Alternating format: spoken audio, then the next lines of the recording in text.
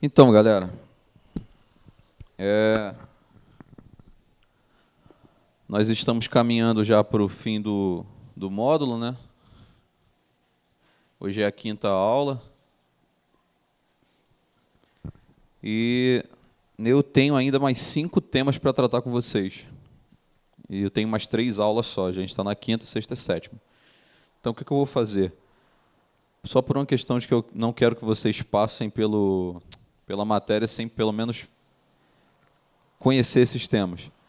Eu vou tratar hoje de justificação, que é mesmo, está na ordem mesmo. E aí eu vou passar um trabalho para vocês fazerem sobre adoção e santificação. No final eu explico o trabalho. E esse trabalho vai complementar a nota dentro das perguntas que vocês já fizeram, né? Algumas pessoas ainda não me entregaram e tal, mas enfim, ainda há tempo, tá? Então aí eu vou somar a pontuação do que vocês fizeram no início, aquelas perguntas, com esse trabalho que eu vou passar no final da aula, beleza? Amém? Qual de vocês não estava na aula passada? Rodrigo, Marielle, vocês dois. Não chegaram a ver ainda a aula, né? Uhum. É, porque ela postou agora no final, né? Tudo bem, dona Antônia? Boa noite. Tudo bem. Amém. Vamos falar hoje de justificação.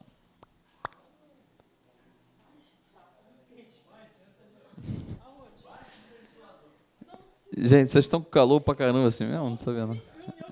Eu vi. Já, o Boris também. Amém? Vamos lá. O que vem a ser isso? Justificação. Alguém, por favor, abre para mim em Romanos 3, versículos do 21 ao 26. Quem abrir, lê e só mandar. Romanos 3, versículo 21 ao 26.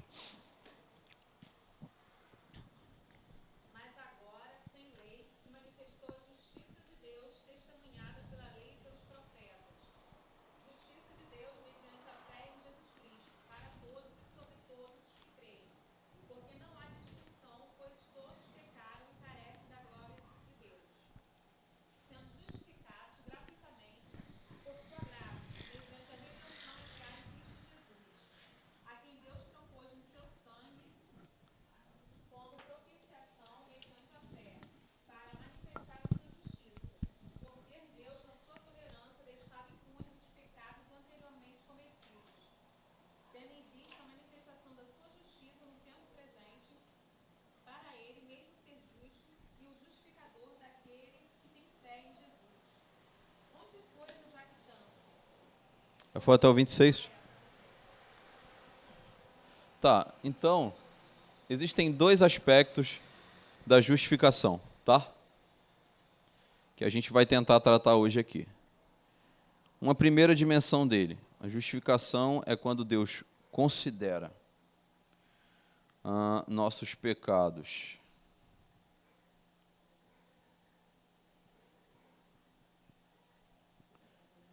perdoados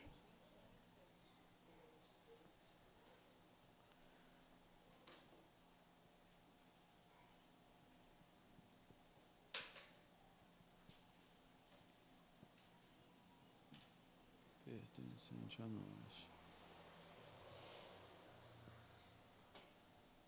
E a justiça de Deus pertencente a nós e nos declara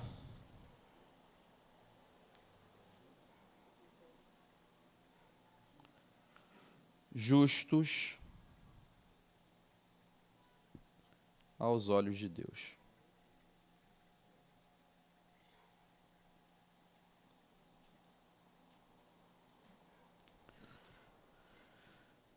Duas dimensões de justificação. A primeira, Deus considera os nossos pecados perdoados e a justiça de Deus pertencente a nós. E segundo, declara-nos justos aos olhos de Deus. O que significa isso? Vou fazer aqui 3 quadrinhos aqui, 3 círculos, né? Tá meio fosco aí. Pode ser. Liga aqui para mim, Leandro, por favor. Isso, 2, gostei, que é isso. Exposição, hein? Ganhou um ponto. Amém. Não, tá escuro mesmo. Então, o que é isso? Vamos tentar entender isso aqui. O que Deus fez quando a Bíblia diz que Ele nos justificou? A Paulo lá diz em Romanos 8, aos que predestinou, a esses também chamou, aos que chamou, a estes justificou e assim por diante. Nós estávamos em pecado. Isso é uma coisa, ok? A morte de Cristo tira o pecado. Então, a gente estava todo sujo lá, né? E aí a morte de Cristo arranca essa sujeira.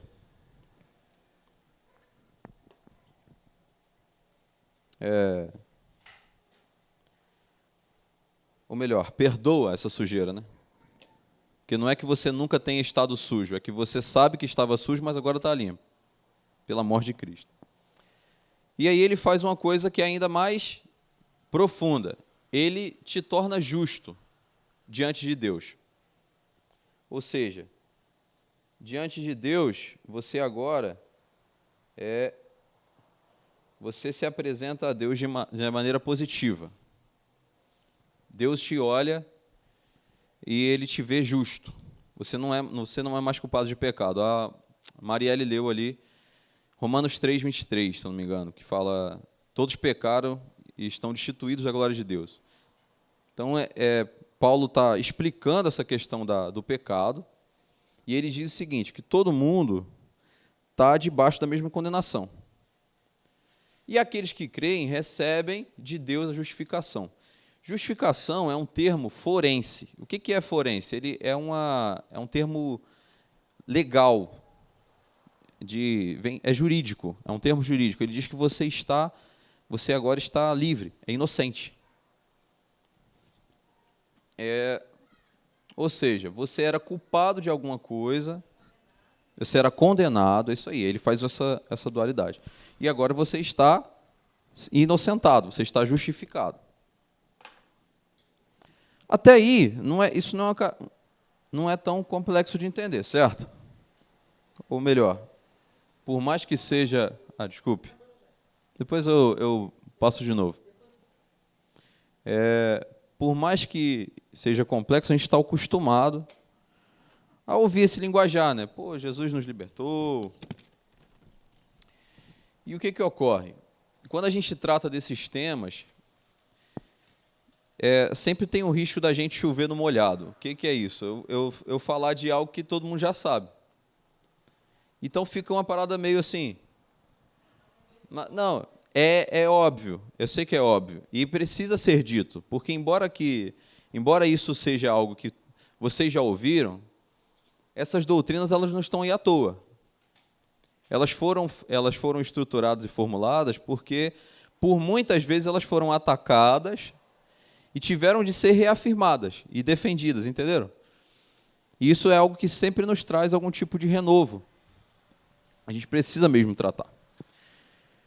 Mas, o que eu queria iniciar com vocês aqui. Essa questão da justificação foi talvez o tema mais polêmico que deu ocasião ali para a Reforma Protestante. Todo mundo tem alguma noção quando eu falo assim Reforma Protestante? Que houve aquele rompimento lá em Lutero com a Igreja Católica, ok? O que aconteceu ali?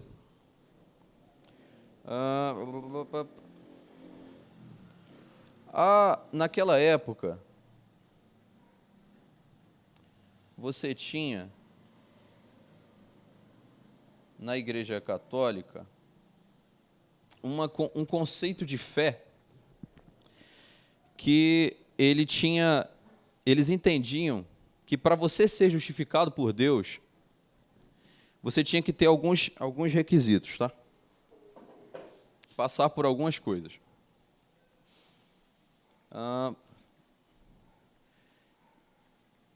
A gente vai chamar isso, como eles chamavam, de causa instrumental.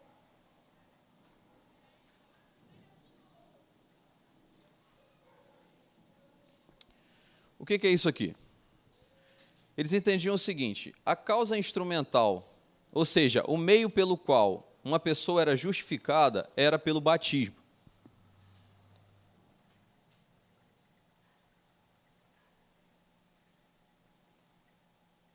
Galera, vai me acompanhando e se surgir alguma dúvida, vocês falam, tá? O que era isso aqui? Havia-se o costume, como se tem ainda hoje, de batizar as crianças. Alguém já foi católico aqui?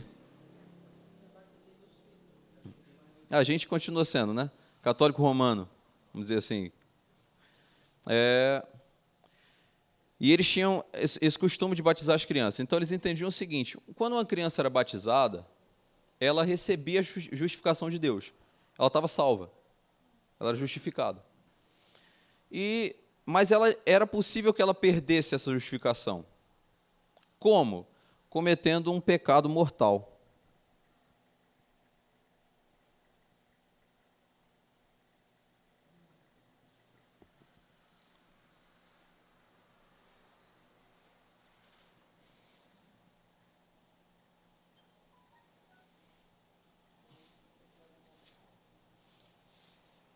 Aí eu pergunto a vocês, o que era esse pecado mortal? Avareza, adultério, pornografia, masturbação, roubo, inveja, suicídio. Existem outras questões sobre o suicídio, mas, enfim. Então, eles entendiam o seguinte: o cara ele recebia essa justificação quando ele era batizado, tá?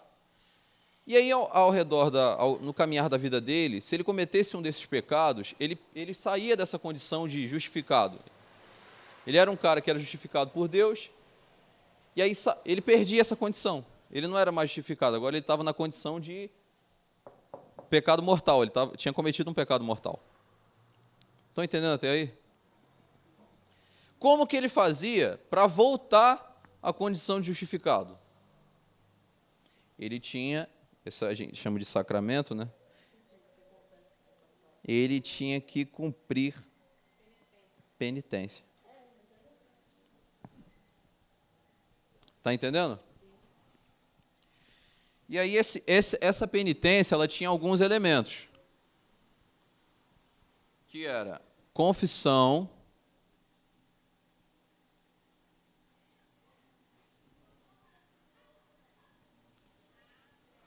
absolvição,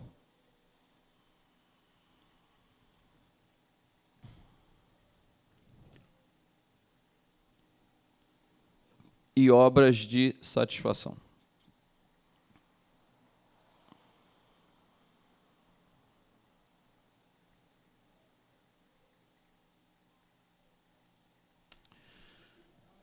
Então, fala, alguém fala aí, cara.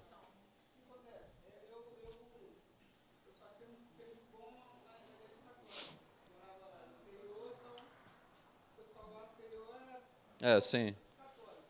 Eu fiz só a catequese, né? Não cheguei a fazer o crisma.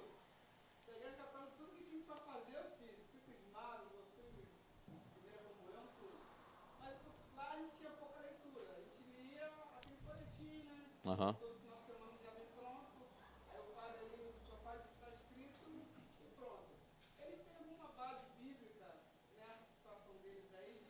Da...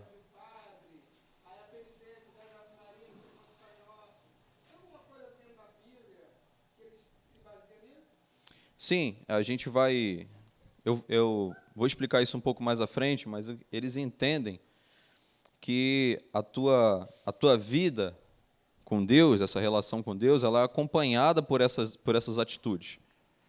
Então, você tem que cumprir isso. São dogmas da igreja que foram sendo criados por vários concílios durante anos, assim, séculos. Então, parece uma parada simples, mas é um estudo longo. Assim, os caras fizeram vários concílios e formaram os dogmas da igreja, as orações, orações penitenciais, contrições, várias coisas, entendeu? Então, existe toda uma teologia construída em cima disso. Porque a gente passa por isso rápido, e às vezes não pensa. Eu tô passando pelo tema para a gente coadunar com a questão da justificação. Mas existe sim uma teologia por trás disso. E ela não é assim. Se você for procurar hoje, por acaso, eu estava vendo um vídeo de um padre hoje, falando exatamente sobre a reforma, que teve os 500 anos da reforma protestante, e aí ele fala assim, a pergunta do cara para o padre é, os católicos comemoram a reforma protestante? No caso desse padre, né, porque é a mesma coisa também, não tem só uma linha teológica da Igreja Católica, mas ele falou, os católicos não comemoram pecado. A gente não comemora pecado. Então não há o que se comemorar no cisma. E depois ele dá as explicações e tal. Para você entender também que existe um lado de lá, entendeu? A gente fala assim, não, existe uma galera lá que tem a defesa. Mas isso não é unânime, tá, galera? A gente aqui mesmo no seminário teve um encontro com um padre falando exatamente sobre a unidade da igreja, apesar das divergências teológicas e etc. Tá bom? Confissão, absolvição e obras de satisfação. Tá? Então, confissão, o termo já diz, né? Era você se confessar, falar dos teus pecados ao sacerdote, ao padre. Você tinha a absolvição, que eram as orações de contrição, orações de arrependimento. Isso também tem várias. Se você botar assim, escrever no teu celular aí agora mesmo, assim, rapidinho, contrição, você vai ver que aparece algumas orações, etc. De arrependimento e obras de satisfação, que eram as penitências, por assim dizer, né? Os caras tinham que fazer alguma coisa que demonstrasse aquela mudança dele. Isso traria esse cara de volta ao estado de justificação.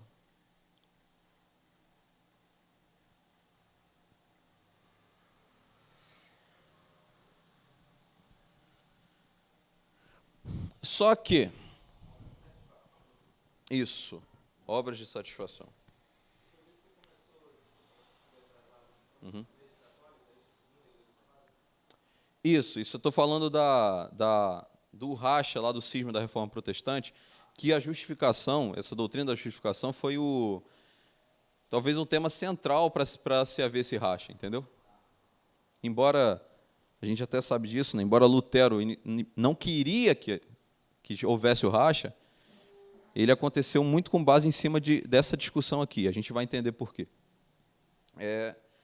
Então, cumprida a penitência, essa pessoa voltava ao estado de justificação. Ela era considerada justificada de novo por Deus.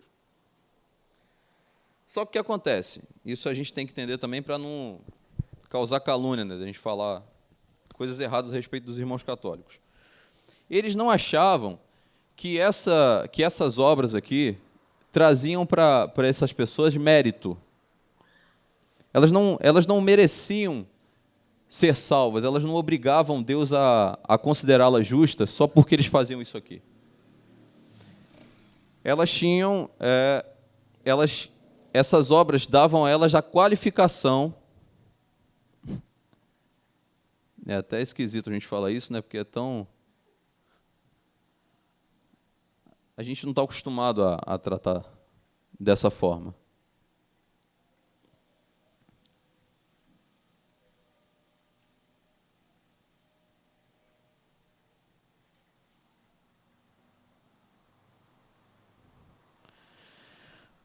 Qualificação para serem consideradas justas. Ou seja, o cara, uma vez que ele cumpria essa penitência,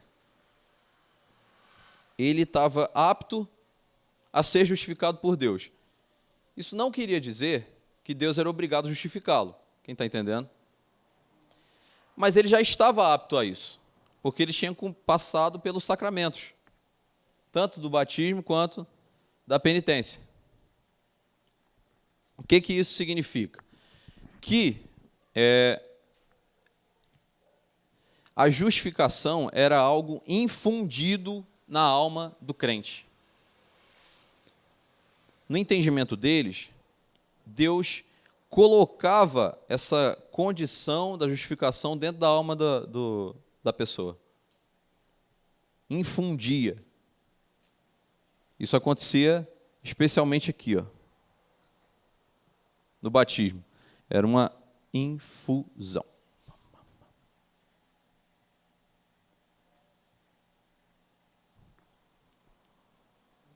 E aí, deu nó? Tá indo? Ok?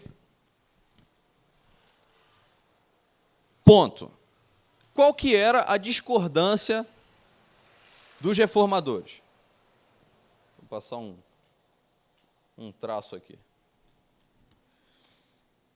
Eles não acreditavam que o batismo fosse uma causa, fosse o meio pelo qual essa justificação aconteceria.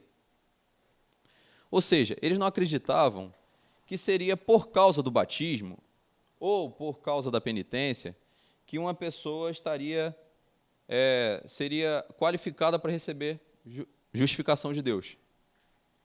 Eles diziam o seguinte: o meio pelo qual Deus justifica os seus filhos é, quem sabe? Essa é clássica, vocês têm que saber. Vocês sabem, só que vocês não sabem que sabem, de repente. Vou repetir. O irmão até já respondeu. Você já chegou a ouvir, não? Então eu vou repetir a pergunta para não ser cola.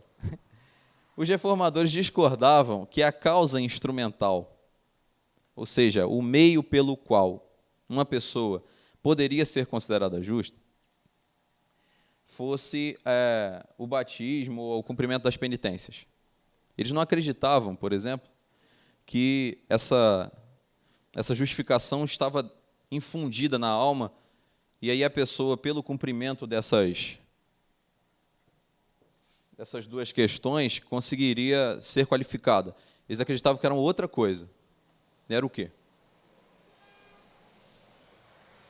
Qual é o meio pelo qual você recebe a justificação de Deus?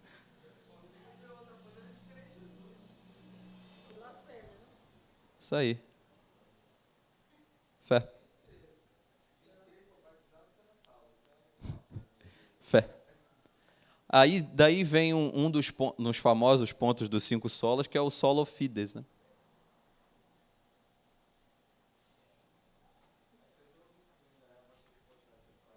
Gosta, né? Solo fides. Quem veio na aula anterior sabe que eu expliquei até, inclusive, a origem do fides. Fiducia, em latim. Tem o fides e tem o do grego que eu coloquei aqui também. Agora me fugiu a mente. Então, somente a fé. Eles acreditavam que só pela fé se chegaria a essa condição de poder ser justificado. Ok. Fala. Uhum. Desculpa, deixa eu...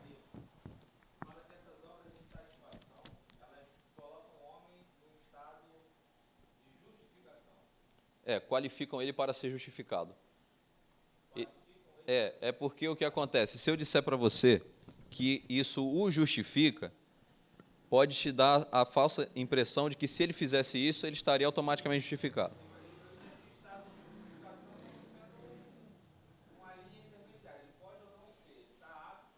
Não. Desculpa, não.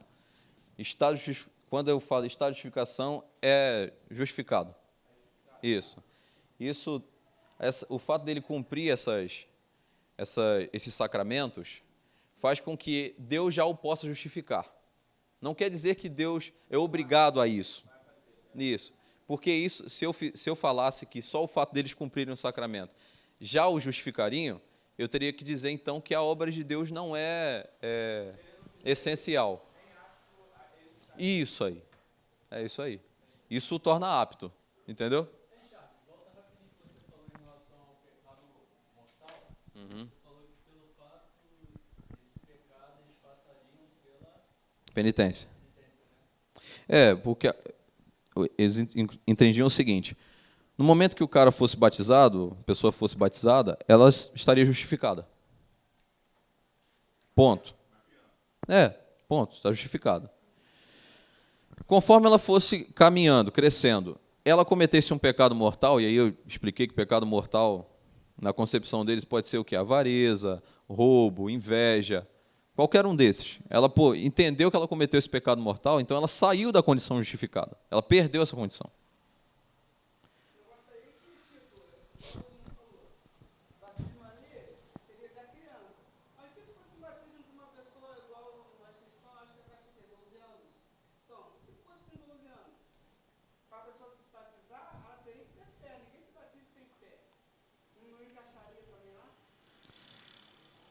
Se uma pessoa se batizasse como adulta, segue a mesma regra.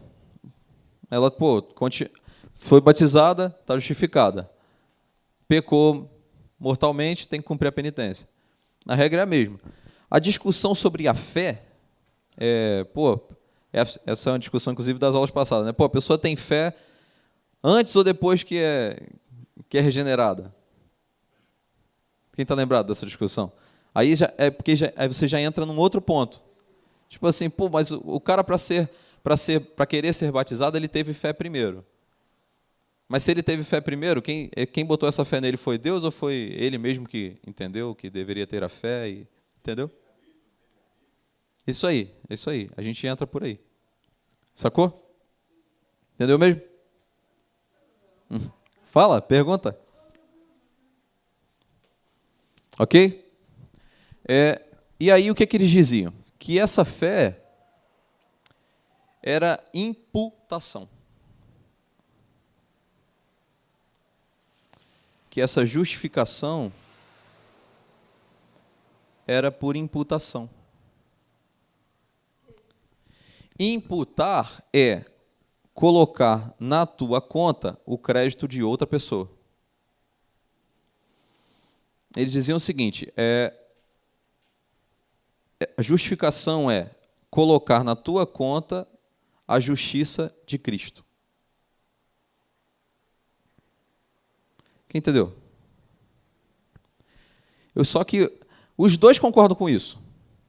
Só que o meio é diferente. Quem está entendendo? O meio pelo qual? Alguém para mim falou Efésios 2, versículo 8.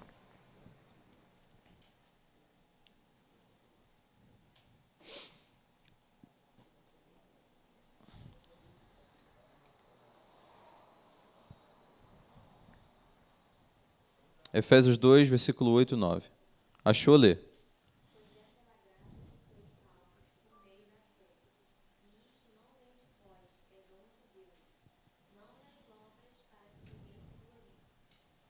Ponto. Então, eles diziam o seguinte: Deus, quando ele olha para o crente, ele não vê a vida do crente, a vida que o cara teve de pecado. Ele vê a vida de Jesus, que foi justa e perfeita. Quem está entendendo? Esse é um conceito bíblico, tá, galera? Profundo pra caramba, inclusive. Então, eles pensam o seguinte, cara, o único meio que Deus opera essa justificação é a fé. É a fé do cara. É quando o cara crê. Aí, nisso aí, inclusive arminianos e calvinistas concordam. É um ponto em comum. Mas não se animem muito, porque ele passa muito rápido. Porque, embora eles concordem que a justificação seja isso, realmente vem de Cristo, e o significado é esse, a briga deles começa, né? A briga, entre aspas, começa na questão da fé, como até o irmão colocou ali.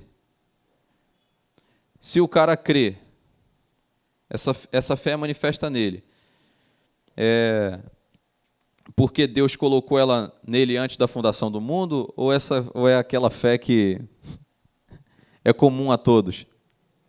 Inclusive tem um termo, se vocês quiserem pesquisar depois, é um termo essencial da teologia arminiana, que chama-se graça preveniente.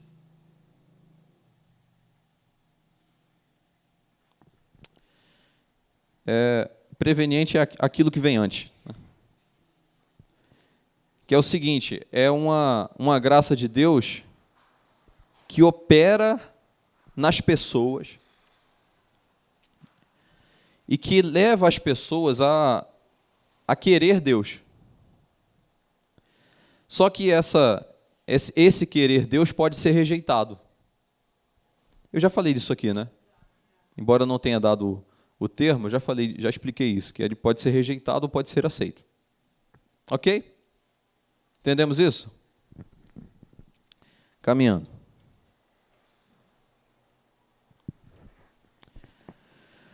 Pam, pam, pam, pam. Abre aí, por favor, para mim, em Romanos 10, versículo 4. Posso apagar isso aqui?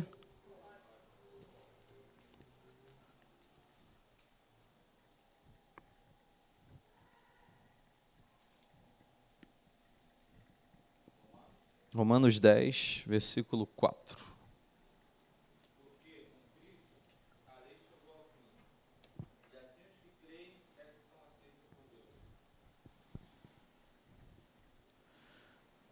Por favor, lê de novo.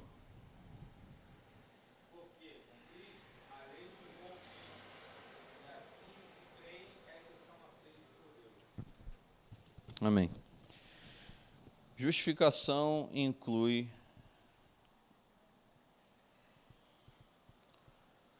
uma declaração legal da parte de Deus.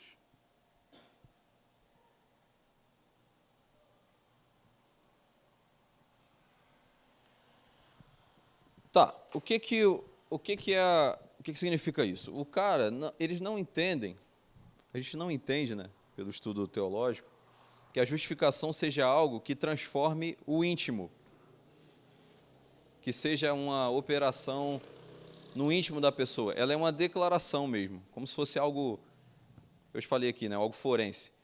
Ela declara, ela te torna inocente. Deus te justifica. Ele está dizendo para você o seguinte: antes você era culpado, você era digno de condenação, agora você foi feito inocente. Bíblico, né? Entendimento de teologia bíblica reformada, vamos dizer assim. Estudo da teologia reformada. Mas isso está nas cartas de Paulo, tem os versículos. Se quiserem anotar, inclusive, para dar uma lida em casa. Romanos 3,20, que foi o que você leu ou não? Você leu Romanos 10, né? Romanos 3,20, Romanos 10,4, Gálatas 2,16 e Gálatas 3,24. Esse último, lê aí, por favor. Lê aí, Cláudio. Gálatas 3,24. Está com Bíblia aí?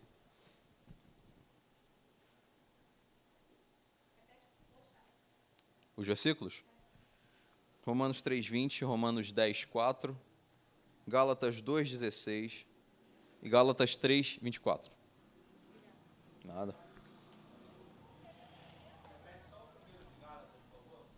3,20.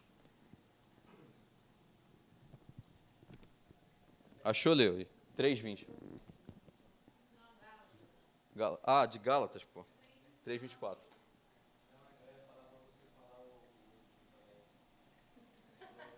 É esse mesmo, Gálatas 3,24. Tranquilo. Achou aí, Cláudio? Gálatas 3,24.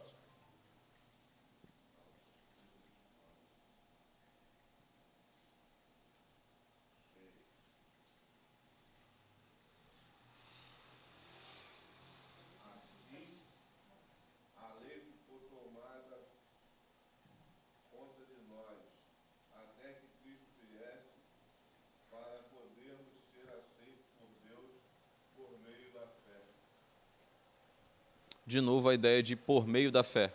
Entendeu? A palavra justificar, ela tem muitos significados. Isso aqui é grego, tá?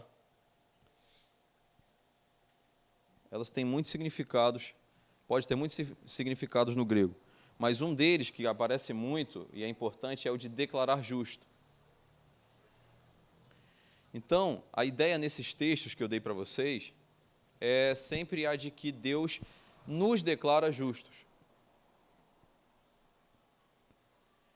Nunca a ideia de que nós conseguimos essa justiça por si mesmo, entendeu? É uma declaração mesmo. O texto de Romanos, nenhuma condenação há para aquele que está em Cristo Jesus. Então a ideia é exatamente essa, esse cara é inocente. Ele não pode mais ser culpado pelo pecado dele.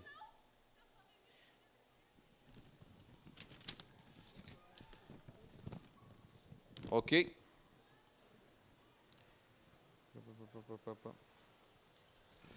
Tem um cara chamado John Murray. Ele, dentre muitos outros teólogos, inclusive o próprio Lutero, diz que entender a justificação é o que faz uma igreja ficar de pé ou cair. Isso é bizarro, né? Ele diz que o entendimento correto da doutrina da justificação é o que faz uma igreja ficar de pé ou cair. É uma afirmação muito repetida. Não é só ele que fala isso, não. São vários outros, mas é porque essa doutrina ela já teve outros tipos de interpretação que dão margem para algo que foge do conceito bíblico. Por exemplo, a gente está entendendo aqui que é somente pela fé que a pessoa recebe essa justificação, ok? Mas existem pessoas, já defenderam isso, né?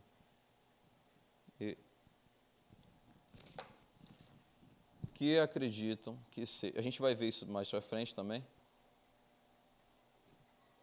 que não é somente pela fé, mas pela fé com as obras.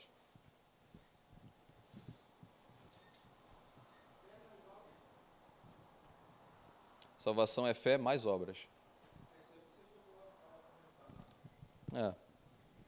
Eu não debati tanto tema, mas eu comentei sim, de que se a pessoa não tiver essas duas, ela não está justificada. Mas vamos deixar isso mais para frente. A gente vai tratar daqui a pouco. Vamos brigar agora não. Vamos brigar no tempo certo. E esse cara faz uma separação. Caramba, esse aqui está me deixando na mão mesmo.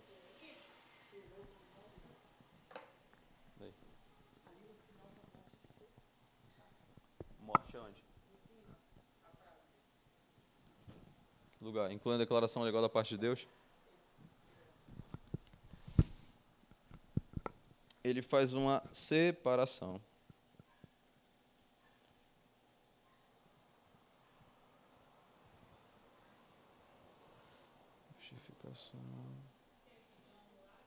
Isso, ele é um teólogo conhecido pra caramba também.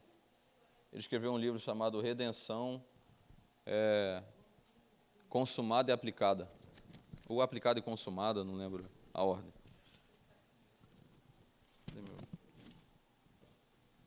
Cadê ele aqui?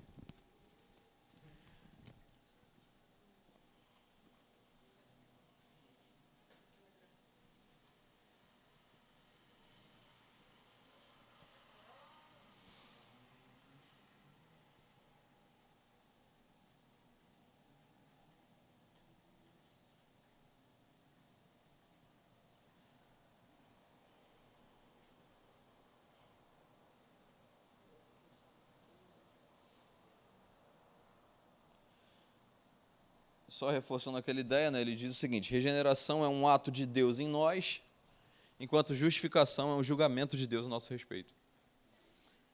Todo mundo lembra da aula de regeneração? Tem algum de vocês que não estava aqui? Regeneração é o novo nascimento, por assim dizer, né? Resumindo, é nascer de novo. A gente tratou disso nas nuances, né? Mas é isso, regeneração é nascer de novo. Então, é um ato que Deus faz em nós, enquanto que a justificação é um julgamento de Deus a nosso respeito. Você sai da condição que Paulo falou em Romanos, de condenado, para a condição de justificado, inocente. Amém? Vamos para a próxima.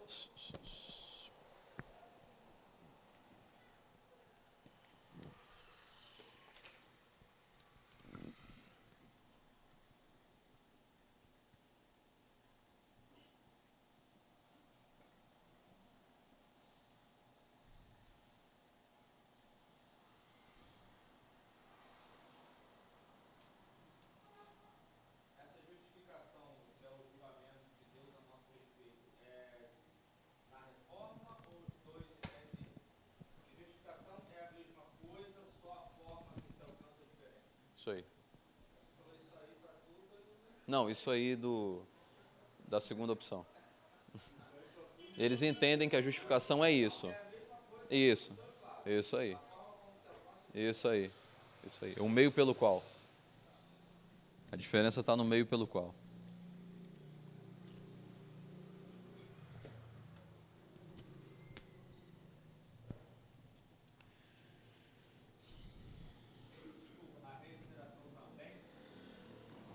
Não. Regeneração já é outro ponto. Quando você fala de novo nascimento, fala. Sim, nascer de novo. É isso. Sim. Regeneração é nascer de novo. Agora, eles não discordam que isso é algo que Deus faz, ok? Até porque para nascer, eles entendem como nascer. Você não escolhe nascer, você só nasce, ok? Agora, como isso se manifesta, aí são formas diferentes. Eles discordam também, tá? Deus nos declara justos à vista dele. Isso tem dois aspectos. Vamos lá. Significa o seguinte: nós não temos penalidade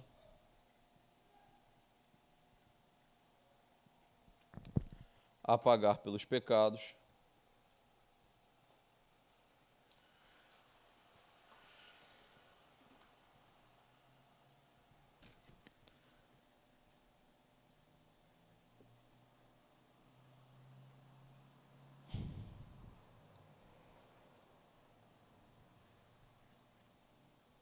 sejam passados, presentes ou futuros.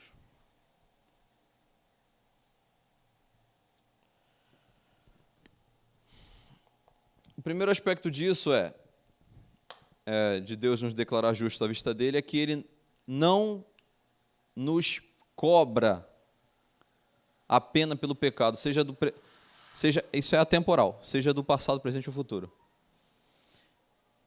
Eu não sei se isso dá alguma dúvida em vocês, mas no primeiro momento que eu me deparei com isso me gera uma dúvida assim, que é a seguinte: então por que eu ainda sofro consequências do pecado?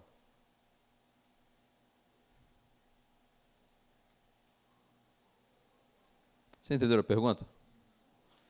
Diante da colocação?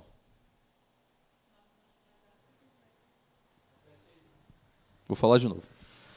Nós não temos penalidade a pagar pelos pecados, sejam passados, presentes ou futuros. Não é que seja uma linha, é uma interpretação do texto bíblico. O texto diz isso: nenhuma condenação há para os que estão em Cristo. Ok? Então, por que eu ainda sofro consequências do pecado?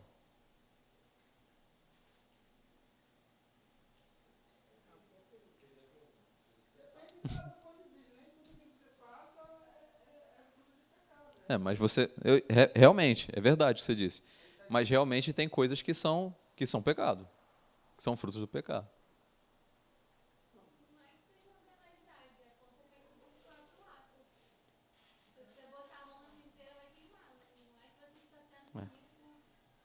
Mas e...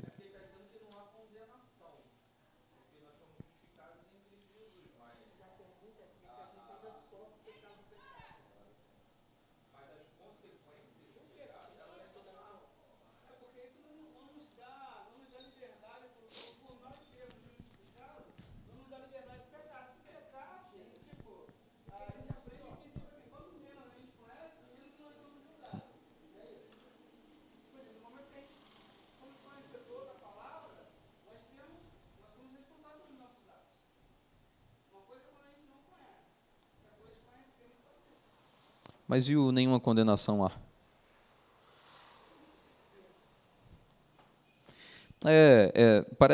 Ela parece uma pergunta muito difícil, mas ela é simples de ser respondida. Deus te livrou dos efeitos do pecado finais, assim. Você não está condenado por ele. Embora você já tenha cometido muitos pecados, você ainda peque, você ainda vá pecar, você não sofrerá as condenações por causa do seu pecado. Romanos 8. Nenhuma condenação há? Romanos 8, né?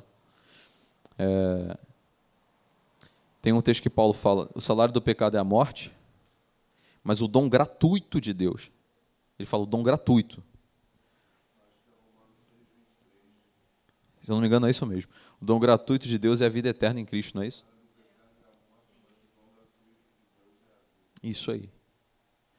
Então, você está livre dessa condenação.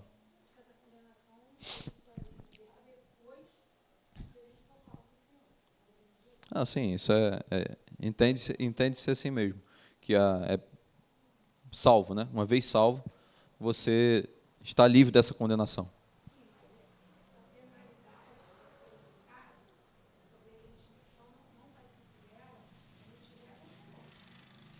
Não, não. O que ele está dizendo aqui é outra coisa. Ele está dizendo o seguinte, que o resultado que o pecado te traria, que era a condenação eterna, não te trará mais. Você está livre. Agora, Entendeu? Mas fala. Pode falar, pô. O que deu zica, vai.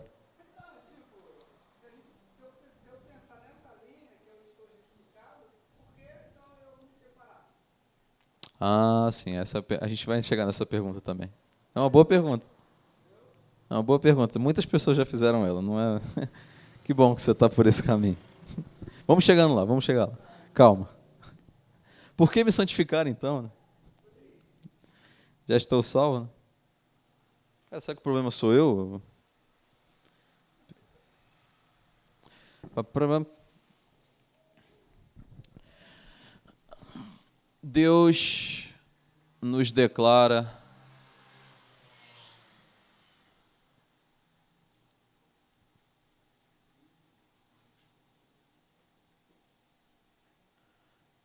possuidores de mérito, de perfeita justiça.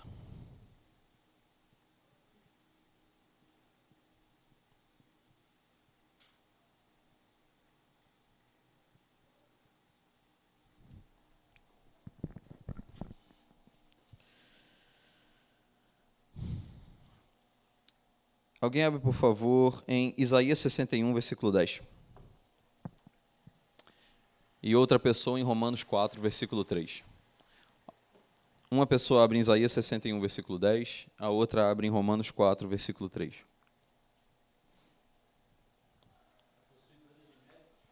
Isso.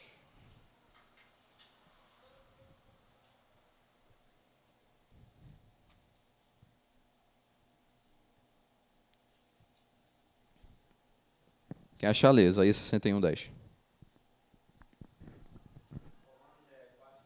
Isso.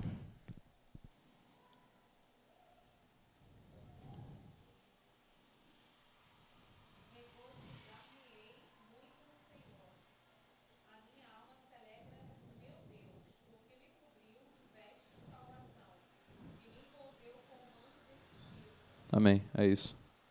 É o 10? Esse é o 10? Foi, né? Isso. Isso. E Romanos 4:3?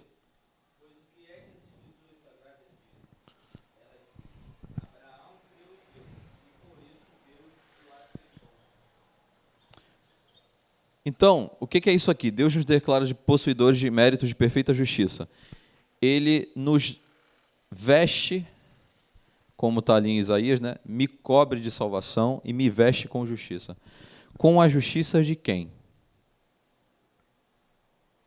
Pergunto a vocês.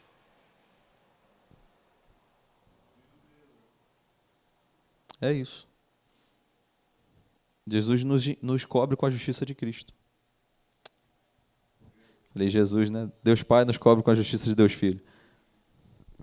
Amém? Então é isso. É, você está apto à inocência porque Deus te vê justo como Cristo, porque o sangue dele te cobriu.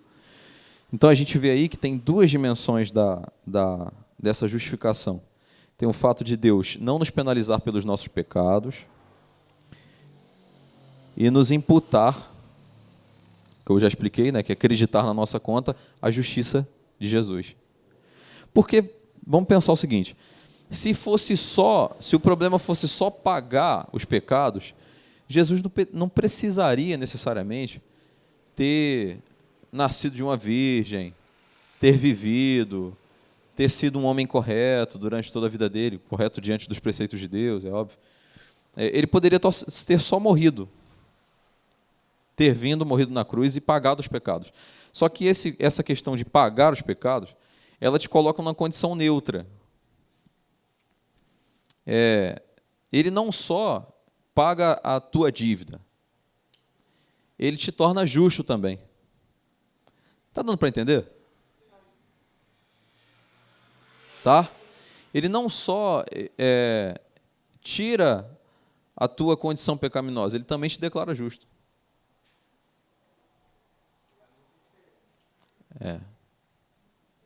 Não é só.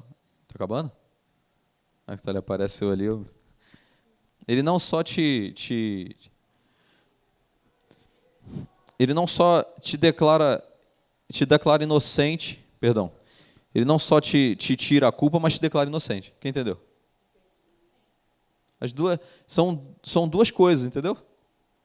Quer perguntar, cara? Fala.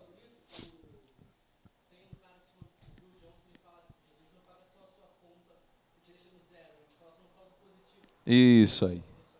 Excelente. Jesus não paga. Qual é o nome do cara? Blue Johnson? Bill Johnson. Jesus não paga a sua conta, zerando, né, a dívida, mas ele te deixa no saldo positivo com Deus.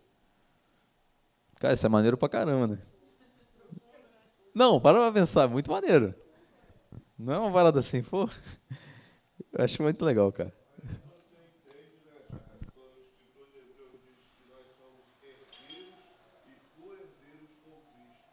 É.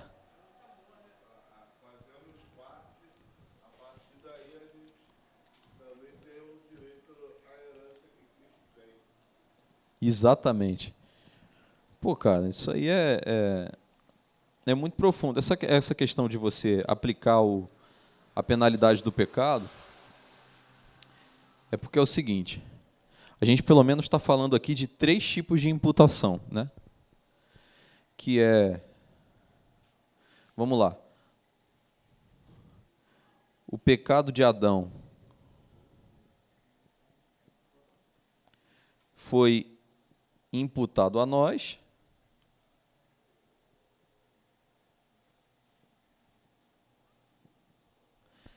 A segunda imputação é de que o nosso pecado foi imputado a Cristo.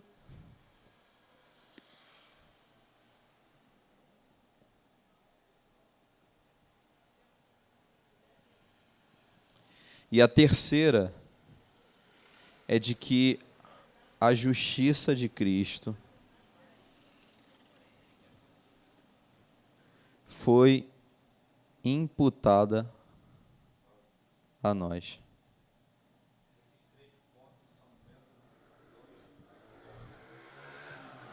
Espera aí. Desculpa, pode falar. Não, eu tô. Como a gente está falando muito de imputar, né? Imputação, a gente trata dessas três imputações nesse tema. Porque o que acontece? Quando a gente fala que a justiça de Cristo foi imputada a nós, nem botei de Cristo aqui, né? Isso faz a gente perceber que tem outras duas imputações que estão aí subjetivas, que a gente está tratando, mas não percebe tanto, que é o fato de que o pecado de Adão foi imputado a nós. Nós somos considerados culpados, representados por Adão. Uhum.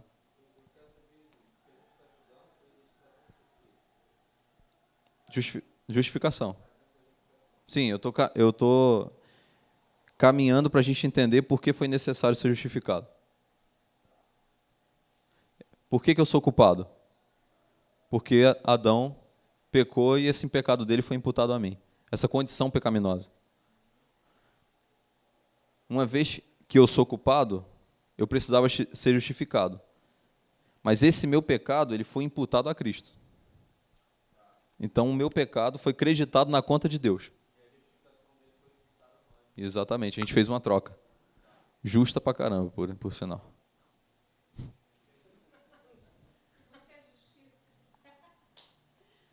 Entendeu?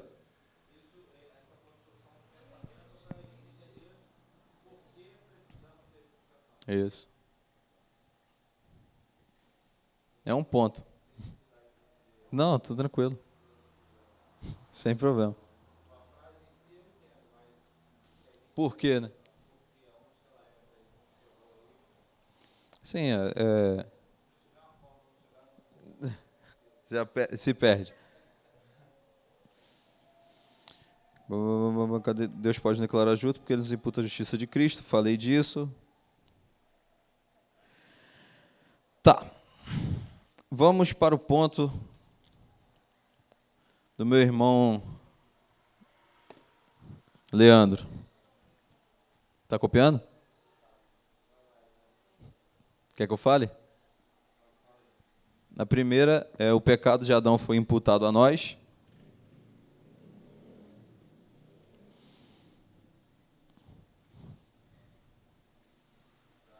A segunda é nosso pecado foi imputado a Cristo.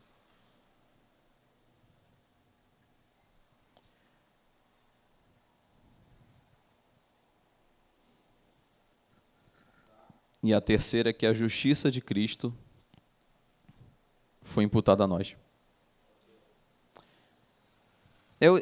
Isso resume naquela afirmação de Paulo em Romanos, que ele diz assim, que por meio de um homem, todos fomos feitos pecadores. E por meio do segundo Adão, que é Jesus, nós fomos salvos. Ok?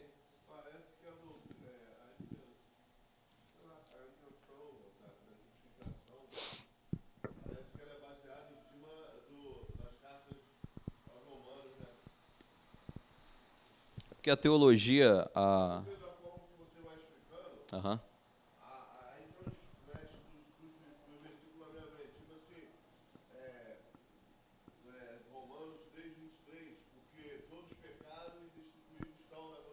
Uhum. A doutrina dele se baseou em cima dessa justificação aí nas cartas romanas, praticamente. Porque toda a teologia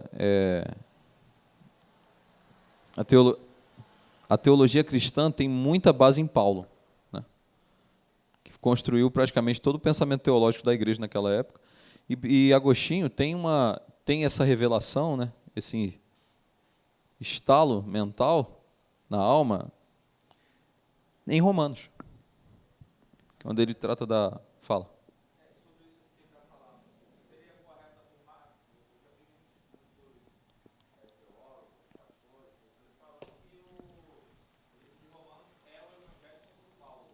Sim.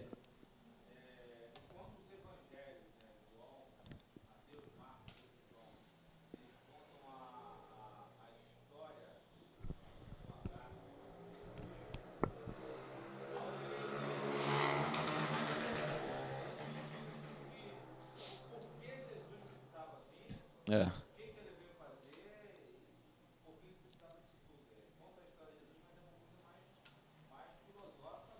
Sim, Paulo era teólogo mesmo e era filósofo também.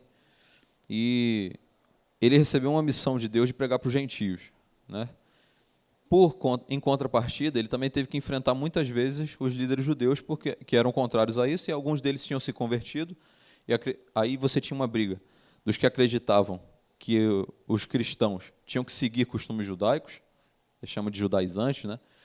E você tinha os caras que acreditavam que nem não se tinha por que pregar para os gentios.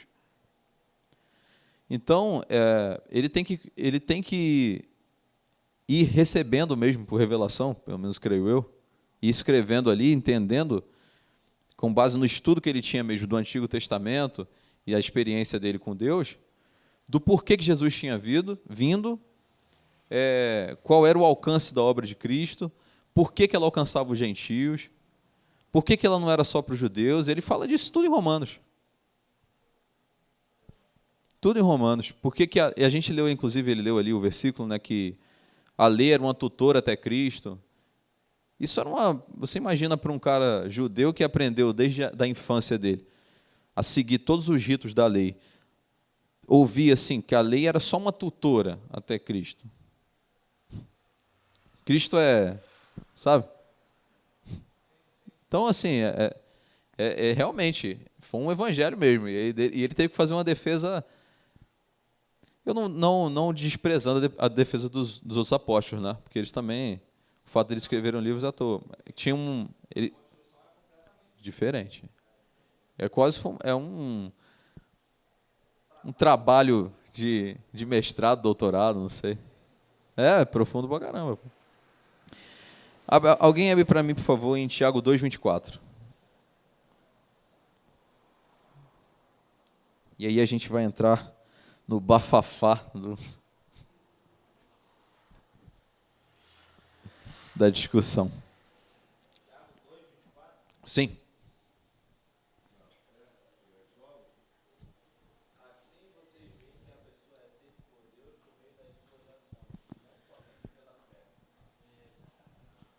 E agora?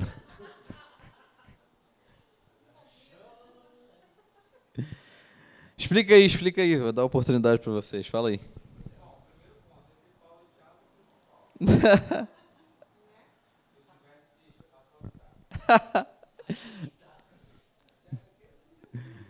Fala. Vamos lá, galera. Eu só prometo de falar esse, não tem problema não. A gente está aqui para aprender junto. Como é que é o versículo? Deixa eu ler aqui na minha versão.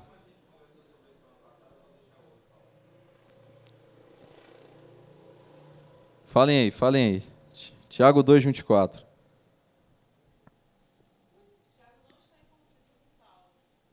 Também, acredito que não. Não. Aí, pô. Aí mesmo. Cadê? Tiago 2:18, se eu não me engano. Tiago 2:18. A fé sem obras é morta, alguma coisa assim.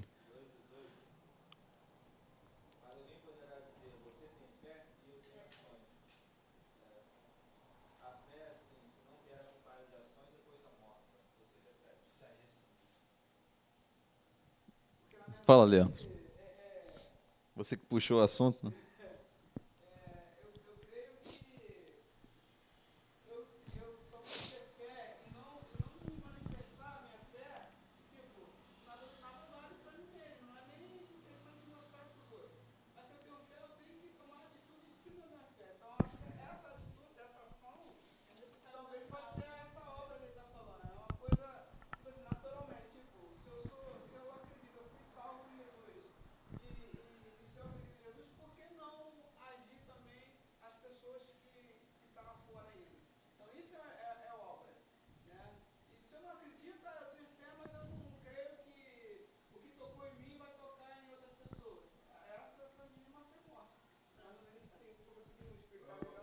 Entendi.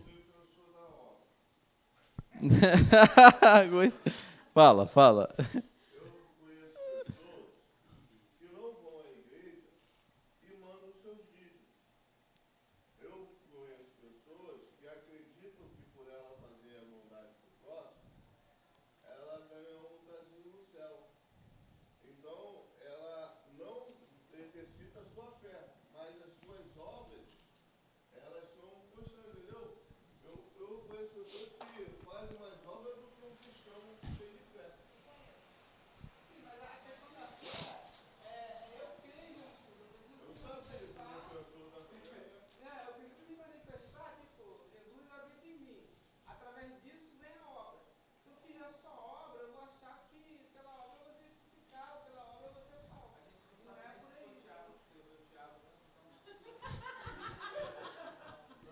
Entrou em crise com o livro de Tiago.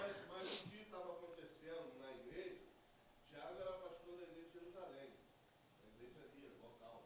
Ele é o meio irmão de Jesus. Esse Tiago aí. Era exatamente. Era exatamente. A data foi escrita no ano de 80. Ele morreu em 60, como é que foi ele que escreveu? Mas os escritos, alguém foi lá e caçou. Mas então, o que acontece? Estava acontecendo exatamente isso. Que tinha gente batendo no peito e falando assim, olha, mas eu doei esse dinheiro para a construção do templo ali. Aí o outro falava assim, mas eu orei para que o dinheiro viesse. Entendeu? Aí ele vai e fala assim, então você mostra sua fé, o que adianta você ter fé sem obra? Entendeu? Ele estava querendo dizer que porque o povo estava de uma forma se defendendo. Eu tenho fé, mas mostra suas obras. Porque não adianta você ter uma coisa, porque naturalmente você tendo uma coisa, o que você falou, ela atrai a outra. Se você tem fé, você vai exercer. Ninguém consegue ser um dizimista se não for por fé. Quem tira 10% do seu salário se você não tiver fé? O dízimo é um dom de fé. Sim, vamos lá. Fala. Uhum.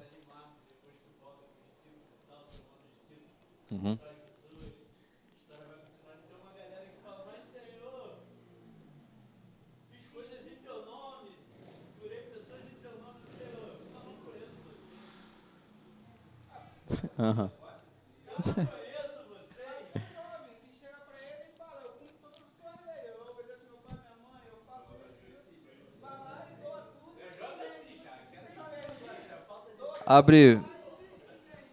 Abre para mim, por favor, Lucas 10, versículo 28 e 29. 10, versículo 28 e 29.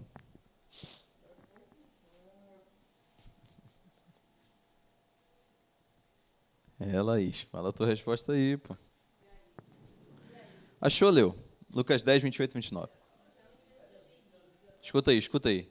Respondeste bem, faz isso e verás. Ele, porém, querendo justificar-se a si mesmo, disse a Jesus: E quem é o meu próximo? Respondeu-lhe Jesus: Descia um homem de Jerusalém para Jericó. É só o 29, 28 e 29. Ele, pois, querendo justificar-se, não é isso? O que acontece? Vocês lembram que eu falei que essa palavra no grego, de kaio, tem vários significados, mas eu falei que um dos significados importantes é declarar justo. A gente lê os versículos, né, onde Deus declara justo, mas tem um outro significado também, que aparece muitas vezes, que é demonstrar ou provar ser justo. Então, nesse versículo aí, quando ele fala assim, querendo justificar-se, essa palavra que aparece. Que é o seguinte, ele estava querendo mostrar que ele era justo. Quando ele faz essa pergunta para Jesus, ele estava querendo mostrar que ele cumpria, sabe? Ele falava assim, pô, mas quem é o meu próximo? Ele estava querendo mostrar que ele era um cara justo diante de Deus. Os fariseus faziam muito isso, tem várias referências bíblicas sobre essa questão. Dei esse exemplo por quê? Para mostrar que tem outros significados, e um deles, que é de provar ser justo, é o que aparece no livro de Tiago, em relação às obras. Que é o seguinte, ele diz que a fé, ela é provada. E ela é provada por obras. Ela é provada por Deus. E ele dá um exemplo, inclusive, Tiago dá um exemplo, que é em relação a Abraão. Ele fala assim, não foi o nosso pai Abraão justificado pelas obras quando ele entregou o seu filho Isaque? Está lembrado desse texto? Tiago fala isso, não foi o nosso pai Abraão justificado pelas obras quando entregou o seu filho. Sendo que o que acontece? Ele não está em contradição com o texto de Paulo, porque Paulo, a gente leu aqui Romanos 4,3, Léo leu ali para a gente, que Abraão creu e isso lhe foi imputado por justiça. Só que o que Tiago está colocando ali é que essa fé, ela produz obras, ela tem frutos. ela não é fé infrutífera. E aí a defesa dele é que uma fé infrutífera é morta. Não é porque não existe fé morta, né? É uma colocação que ele faz para dizer o seguinte: não existe, é uma fé falsa, se essa fé não produz frutos. Que você, como a gente está falando de justificação, né? Que você foi justificado, você tem fé. Agora, o que eu não quero dizer com isso? Que a gente pode sair por aí dizendo assim: pô, esse irmão não tem obras. Porque como a gente já tratou aqui na questão da regeneração, embora muitas dessas obras se manifestem exteriormente, as obras mais profundas e as que revelam a regeneração são as que são feitas internamente. E essas você não consegue ver. Então, a gente não está com o cajado na mão, né, vamos dizer assim, para chegar a falar assim: pô, esse irmão aqui não tem obra, a fé dele é morta. Embora, muitas vezes, e eu oro até por essas pessoas, inclusive, a gente seja colocado num lugar onde você tem que tratar de um irmão em que parece que ele não anda na fé dele. Mas esse caminhar da fé, ele não é igual para todo mundo. Bem, a gente consegue reconhecer isso? Sim. Mas esses frutos existem, galera. A gente não pode negar isso é bíblico. Os frutos existem. Tem que acontecer. Inclusive, o texto de hoje foi uma parábola que Jesus contou sobre os fariseus, né? Ele fala assim, que ele quis requerer os frutos da vinha que ele investiu e os caras não davam os frutos. Desculpa, eu vou fazer uma digressão aqui só para falar sobre a questão do Boris. Ele falou sobre os caras lá, né? Fiz obras em teu nome, tal. Eu falei desse texto aqui, inclusive, numa das aulas, que é o seguinte: o fato do cara fazer obras não indica a fé dele. Isso é complexo pra caramba, né? Porque eu acabei de falar o extremo oposto, que a fé dele leva ele a fazer obras. Mas o fato dele ter obras não leva ele a ter essa fé salvífica. Não é a mesma coisa. Quem tem fé acaba tendo obras, mas quem faz as obras nem sempre tem fé. Exatamente. O contrário não é a mesma coisa.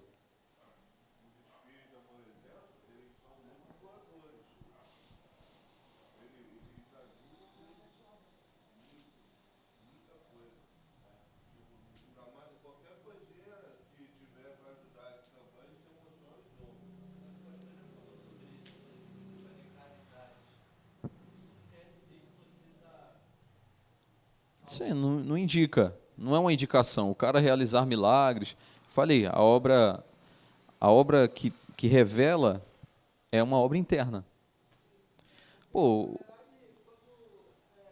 A pessoa tem fé, a primeira mudança é de dentro para fora, em nós para fora. Tipo, a gente não vou nem sair do mundo cristão, dentro do mundo cristão. Quantos escândalos a gente tem visto? Essas pessoas não podem dizer que eles têm fé, eles estão usando a palavra e através da palavra o sobrenatural até acontece.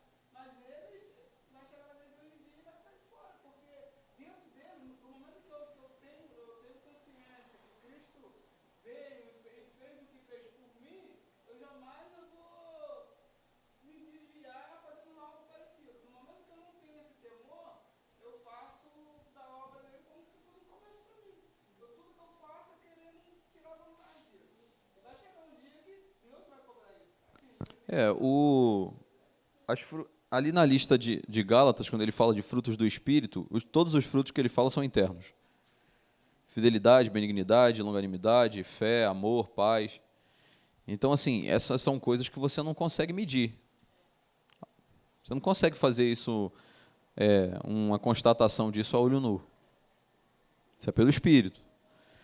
Agora, quanto a essa questão que você está falando, dos irmãos que caem em escândalos e tal, Jesus ele dá uma palavra muito sábia sobre isso. Ele fala o seguinte: é inevitável que venham os escândalos, mas ai daqueles por quem os escândalos vêm. Certo?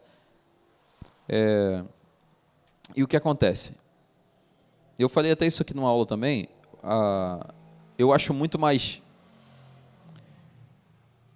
sábio, usar essa palavra, acho que é muito mais sábio a gente orar por essas pessoas do que encerrá-las num pacote dos condenados. Porque a gente não sabe. A história delas não acabou. Assim como a nossa também, né? E essa palavra que Jesus deu, ele deu para todo mundo. Então, isso significa que se eu não vigiar, o escândalo pode vir por mim também.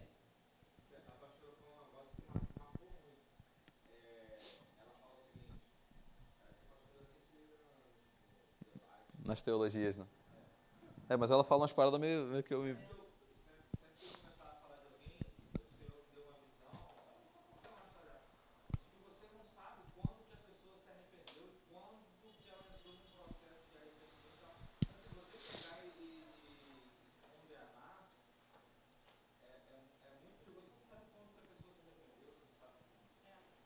Exatamente, é difícil. É difícil. E porque isso é um processo íntimo, né?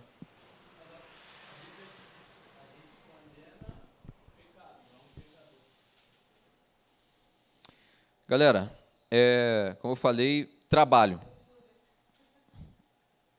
Em trabalho. Judas, o que tem Judas?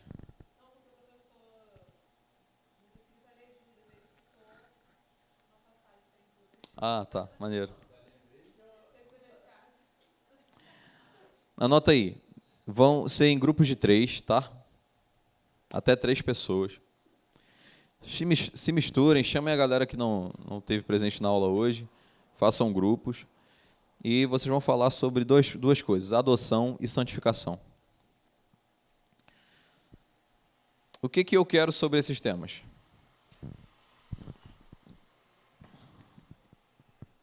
Pode falar? Explicação, né? O que é? Santificação. Explicação, o que é, né? Cada um. Adoção e santificação. Conceitos bíblicos, tá, galera? Na adoção, de adotar filhos. Embora que seja isso na Bíblia, mas... Qualquer teologia sistemática das que eu falei aqui, do Berkhoff, do Simmons, do Gruden, do John Wesley tem um trabalho maneiro, mas ele diverge. Se vocês quiserem tratar das duas, eu não vou exigir, porque realmente vocês vão ter que ler muito. Gruden. Explicação, base bíblica. Sim. E a sua conclusão. Conclusão pessoal.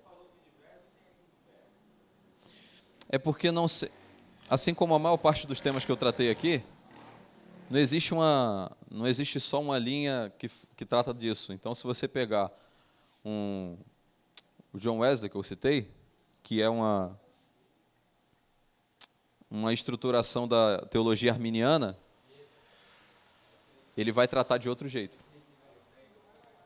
Se você ouvir o Nathan Rufino, ele vai tratar de outro jeito. Entendeu? Ele sempre... Não muito, não necessariamente. É porque o Wesley, o Rufino, sim, o Wesley também. Só que é porque existe uma teologia wesleyana que concorda com a linha arminiana. Mas ela tem pontos diferentes. Aí já é uma divergência dentro da linha, entendeu? É igual os calvinistas que não concordam em pontos entre eles. Não, ele não discorda de todo mundo, não. Ele é calvinista. O Gruden é calvinista. Mas ele apresenta muitos das outras linhas. Sim. Por isso que eu acho legal. Ele não é fechadão assim. Então, adoção e santificação, explicação, base bíblica e a sua conclusão. tem mais 2 aulas daqui para frente, até a última. Valeu? Amém? Deus abençoe.